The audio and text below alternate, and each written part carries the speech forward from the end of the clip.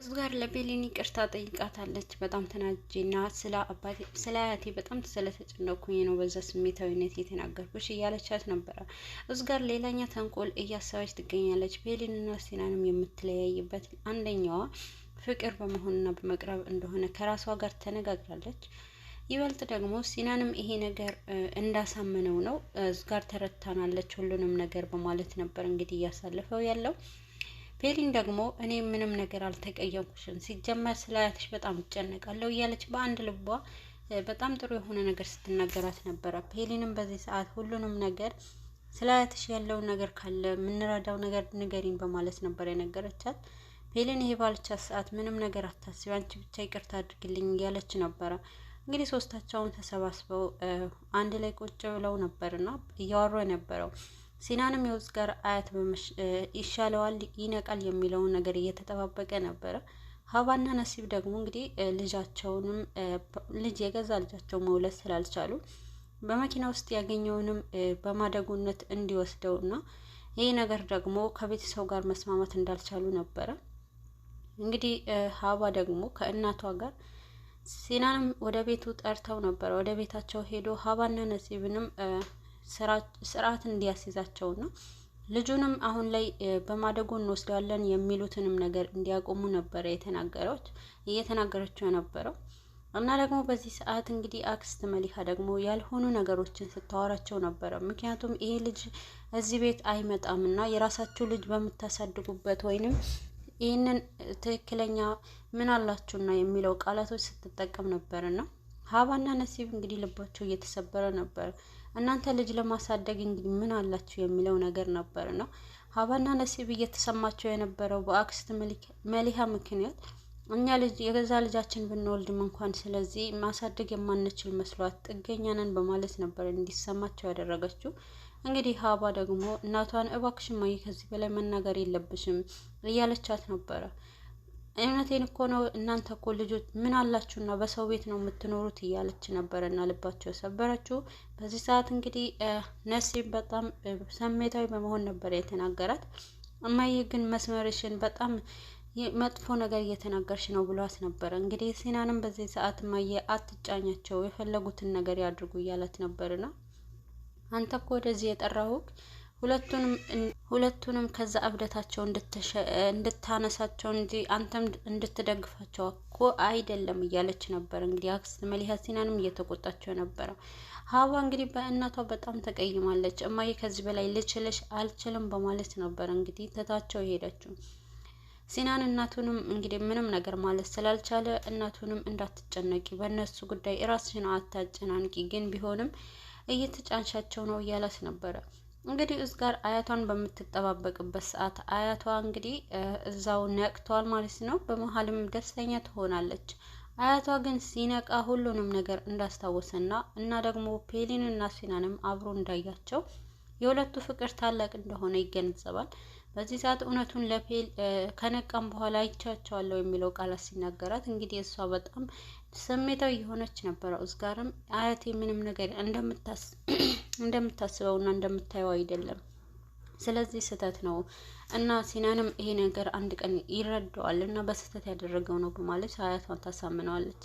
ልጄ እኔ ሁሉንም ነገር በአይናቸው በሁሉም ነገር ያስታውቃል፣ ስለዚህ እኔን ተጭኜሽ ነው ይቅርታ አድርግልኝ እያላት ነበርና አያቴ ተሳስተሃል፣ አንተ ምንም ያደረግከው ነገር የለም እያለችው ነበርና እና ደግሞ ሲናንና እኔ አሁንም ቢሆን ወደፊትም አብረንን እያለች ነበረ ስታሳምነው የነበረችው።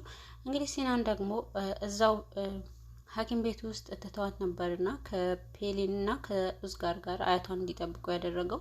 በዚህ ሰዓት እንግዲህ ፔሊንም እዛው በነበረች ሰዓት እየተጠባበቀች ነበርና ኡዝጋር ደግሞ ከአያቷ ጋር ትጨቃጨቃለች። ልጄ አንቺ ሌላ ነገር እያሰብሽ ነው፣ የማይሆን ነገር ነው። አንቺ የትም ቢሄዱ እነሱ ከየትም ማንም መሀላቸው ላይ ቢኖር የሁለታቸው ፍቅር ማንም ሊለያየው አይችልም። ስለዚህ ስህተት እየሰራሽ ነው። አንቺ እነሱ መሀል መግባት አትችይም። ልጄ በቃ አንቺ ጥሩ ሁኔታ ላይ አይደለሽም እያላት ነበርና አያቴ አሰማኝም ወይ ምንም ነገር አይደለም፣ አንተ እንደምታስበው ሲናን የእኔ ብቻ ነው እያለች ነበር ማሳመን የምትሞክረው።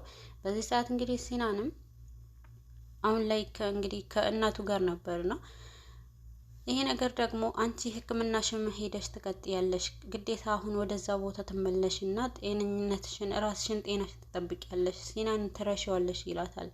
እንግዲህ እዚህ ጋር በጣም ተበሳጭታ ነበር እና ይሄ ነገር ስላላት አያቷም እንግዲህ እውነቱን ስለነገራት ብርጭቆ እያነሳች ስትሰባብር ነበርና በጣም ተደነግጣለች። ይሄ ብርጭቆ ስትሰባብር እንግዲህ ሐኪም ቤቱንም እየረበሸች ነበረ። በተለይ የሰማችው ፔሊን ነበረች እና ፔሊንም በፍጥነት ነበረ ወደ ሐኪሞቹ ሄዳ ውስጥ የተፈጠረ ነገር አለ ሄዱ እያለቻቸው የጠራቻቸው። እዚህ ጋር ይሄ ነገር ካደረገችው በኋላ በጣም ተጸጽታ ነበረ እና አያቷም በጣም ይቅርታ ስትጠይቅ ነበረ። በዚህ ሰዓት ነበረ አያቷ እንግዲህ የበለጠ ደግሞ በጣም ታማሚ እንደሆነች የተረዳው ማለት ነው። በመሀልም እንግዲህ አያቴ ይቅርታ አድርግልኝ፣ ይሄ ማድረግ ወይንም አንተ ይሄንን ማስከፋት ፈልጌ አይደለም፣ ግን እባክህን አያቴ ይሄ ነገር ለማንም አትንገር፣ ለሲናና አትንገረው እያለች ስትለምነው ነበረ። ልጄ ምንም ነገር ለውጥ የለውም እና ስለዚህ ሲናን ማወቅ አለበት። አንቺን ወደ ሕክምናሽ መመለስ አለብሽ። በሁለቱ መሀል መግባት አትችይም እና ሲናን ያንቺ አይደለም ብሎ ነበር እርግጡን የነገራት። በዚህ ጊዜ ግን እሷ አይደለም ሲናን እኔ ብቻ ነው አያት የለምንክ እያለች እንግዲህ አይና እስኪጠፋ ድረስ ነበረ ስታለቅስ የለመነችው። ሲናንም በዚህ ሰዓት ለምንድን ነው እንደዚህ አይነት እንግዲህ ሲናን ከኔ ውጪ ከማንም አይሆንም እያለች ነበረ ስታሳምን የነበረው። ዶክተሩም ጠርታቸው ፔሊን ወደ ውስጥ ሲገቡ አይ አያቴ ስለነቃ በደስታ ብዛት ነው እንደዚህ እየሆንኩ ያለሁት በማለት ታሳምናለች። ፔሊን ግን አላሳመናትም። ፔሊን የተሰባበረው ብርጭቆ ካየች በኋላ ይህን ነገር ከኡዝ ጋር ጀርባ የሆነ የተደበቀ ሚስጥር እንዳለ ታስታውሳለች። አሁን ላይ የበለጠ ደግሞ ፔሊን እንግዲህ ይሄ ነገር ተረታለች። ሲናንም ወደዛ ይደርሳል ማለት ነው። ከኡዝ ጋር እንግዲህ አያቷን አሳምነዋለች ለሲናን እንዳይነግረው። ታዲያ አሁን ላይ ምንድን ነው የሚለው ኡዝ ጋር የተፈጠረ ነገር አለ፣ እውነቱ ምንድን ነው እዛ ክፍል ስትጮህ የነበረው ብላታለች። ፔሊን በደስታ ብዛት ነው ብላ ነበር ያሳመነችው። እንግዲህ ወደ ቤት ሄዳለች። ሲናን ደግሞ እንግዲህ ወደ ጓደኛው ቡለንት ጋር ነበረ። ሲናን ወደ ነባሻክና እንግዲህ እዛ ከመሄዷ በፊት ኡዝ ጋር አይኗን እያየ እንግዲህ ሲናንና ፔሊን ደግሞ ሁለቱም የፍቅር ጊዜ ሲያሳልፉ ነበረ። ኡዝ ጋር ግን ከሩቅ ሆና የሁለቱ ፍቅር ስታይ ነበርና ፔሊን የመጀመሪያ ጊዜ ሲናን ከእሷ ጋር ፍቅር የያዘበትን ጊዜ ስትጠይቀው ነበረ። መቼ ነበረ ከኔ ፍቅር እንደያዘህ ያወቅከው? መቼስ ነው ያንን ጊዜ እያለች ነበር ስጠይቀው ነበረው። ከአንቺ ፍቅር የያዘኝ ጊዜ ብሎ እንግዲህ ተውስታ ሁሉ ነግራታል ማለት ነው። ፔሊንም በዚህን ሰዓት ይህንን ፍቅር ምን ያክል ዋጋ እንደተከፈለለት ትገነዘባለች። በመሀል እንግዲህ የሁለቱ ፍቅር ከመኪና ውስጥ ነው ሆነው ነበረ። ሁለቱም ፍቅራቸው ሲገላለጹ ነበረው። በጣም እንደሚፈቃቀሩና እንደሚዋደዱ በሚያወሩበት ሰዓት እንግዲህ በጣም ትበሳጫለች። ከሩቅ ሆና አይኗን አጥቁራ ስታያቸው ነበረ። ይሄ ነገር ደግሞ እስከ መጨረሻ ድረስ እንዴት ሊቆይ ይችላል ብላ ነበረ እንግዲህ ኡዝ ጋር እንግዲህ የሁለቱ ፍቅር ለመቃወምና ፔሊንንና ሲናንም ባየቻቸው ሰዓት አያቷም ያለው ነገር የበለጠ አቃጥሏት ነበርና እንግዲህ አሁን በጣም ተበሳጭታለች። ወደ ምግብ ቤቱ ሄዷል ማለት ነው። ወደ ምግብ ቤቱ ከሄደ በኋላ ከቡለንት ጋር ነበረው እነ ባሻክ ጋር ከሄደች በኋላ ባሻክ ነበረች እንግዲህ ሲሞሽ ጋር ነበረችና ለሲሞሽ እውነቱ ነግራታለች። ኡዝ ጋር የሆነ ችግር አለባት ያልታወቀ ነገር ብላታለች። ይሄ ነገር ደግሞ አሳ ውስጥ ገብታ እንዳትጨነቅ ስትነግራት ነበር። እንግዲህ ሲሞሽ አሁን ላይ ፍቅርሽን አጠገብሽ ነው ያለው፣ ስለዚህ ለምንድን ነው አንቺ አሁን ለምን ደስተኛ አትሆኝም? በቃ አትጨናነቂ እያለቻት ነበርና በዚህ ሰዓት እንግዲህ እንዳትጨናነቅና ደስተኛ ሆና እንድትቀጥል ህይወቷን ትነግራታለች። እንግዲህ ባሻክም ትመጣለች። ባሻክ በመጣች ሰዓት ፔሊንም ደስተኛ ሆና ነበር ያገኘቻት እና ደግሞ የሁል ጊዜ ፍቅራቸው በጣም የሚያስቀና ነበረ ሶስቱ ጓደኛሞች። ነገር ግን በመሀል እንግዲህ የፔሊንም ደስታ ከሆነ በኋላ እንግዲህ ባሻክ ደግሞ ታገቢኛለሽ ወይ የሚል ጥያቄ ካቀረበላት በኋላ ቡለንትን በጣም ለሰርጉ ያላት ጉጉት በጣም ከባድ ነበረና እንግዲህ እሷ ደግሞ ከነሱ ጋር አሁን በቃ ይሄ ነገር ካለቀ ሰርጋችን በስነ ስርዓት መቀጠል አለብን በማለት ሰርጉ እንዲቀጥልና በጣም ደስተኛ ሆነው ሰርጉን እንደሚያከናውኑት ነበረ።